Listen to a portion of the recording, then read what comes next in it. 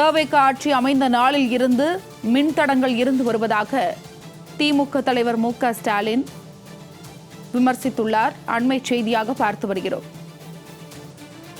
முதலில் 3.70 லட்சம் குடும்பங்கள் மின் கட்டணம் தொடர்பாக புகார் அளித்துள்ளனர் என்று அவர் கூறியுள்ளார்.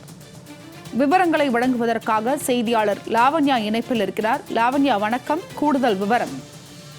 வணக்கம்.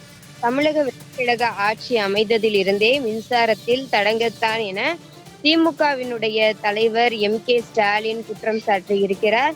முதலில் முன்வெட்டு பிரச்சனை, இப்போது மின் கட்டணத்தில் பிரச்சனை ஏற்பட்டிருக்கிறது. தொடர்ந்து பல லட்சம் குடும்பங்கள் கூடுதல் மின் கட்டணம் தொடர்பாக புகார் அளித்திருப்பதனை அரசே வேறு வழியின்றி ஒப்புக்கொள்ளக்கூடிய நிலை ஏற்பட்டிருக்கிறது. சமூக ஊடகங்களில் பொதுமக்களினுடைய குமுறலை பார்க்கும் பொழுது மொத்தம் பாதிப்படைந்தவர்கள் எண்ணிக்கை இன்னும் பல மடங்கு இருக்கக்கூடும் என்பது உறுதியாகிறது. இந்த குளறுபடிகள் ஆய்வு செய்யப்பட்டு தீர்வு காணப்படும் வரை மின் கட்டணம் செலுத்துவதற்கான கால அவகாசம் நீட்டிக்கப்பட வேண்டும் என தெரிவித்திருக்கிறார். இனிவரும் காலங்களில் மின்சார பயன்பாட்டை கணக்கெடுக்கும் ரீடிங் சரியான முறையில் மேற்கொள்ளப்படுவதனை அரசு உறுதி செய்திட வேண்டும் என அவர் தெரிவித்திருக்கிறார்.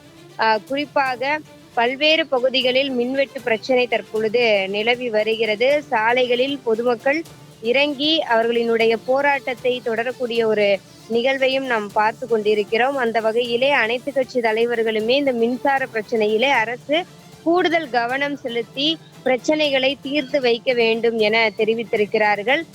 கூடுதலாக மின்சாரத்துறை அமைச்சரும் அது குறித்தான ஒரு ஆலோசனையில் ஈடுபட்டு கொண்டிருக்கிறார். சீக்கிரமாக தீர்வு எட்டப்படும் எனவும் தெரிவித்திருக்கிறார்.